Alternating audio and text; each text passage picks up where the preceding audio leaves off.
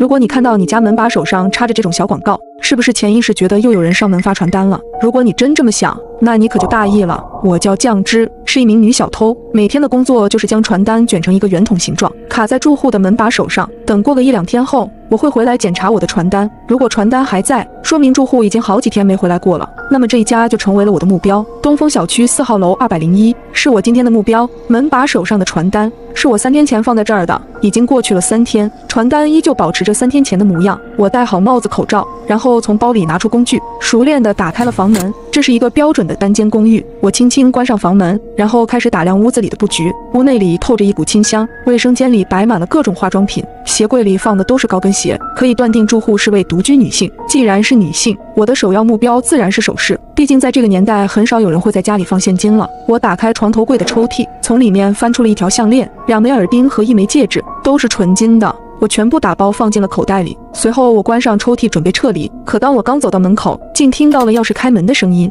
我瞬间头皮发麻，迅速退到墙角，躲进了衣柜里，毕竟整个屋子也只有这里能藏人。我关好衣柜门，听到门口传来上锁的声音，紧接着是高跟鞋走动的声音。由于衣柜正对着门口的方向，透过门缝我正好可以看到整个屋子里的情况。我看到一个衣装精致的女人走进了屋子，女人放下皮包，换了拖鞋，然后径直朝衣柜走了过来。我暗道一声不好，幸运的是女人打开的是衣柜左边的滑门，而我正好躲在衣柜的最右边，女人并没有发现我。女人从衣柜里拿了一件休闲的外套，然后关好了衣柜的门。我擦了擦额头上的冷汗，幸好只是虚惊一场。女人进了厨房，给自己洗了一个苹果，然后坐在沙发上。女人一边看着电视，一边吃着苹果。我躲在柜子里大气不敢喘，等待可以离开的机会。眼下这个情况，要么是女人进卫生间的时候，要么就只能等她睡着之后神不知鬼不觉地离开。就在我默默等待时机的时候，突然我的手机震动了一下，有人给我发来了一条短信。我慢慢掏出手机看了一眼，是我一哥们周强发来的。今天在哪里营业？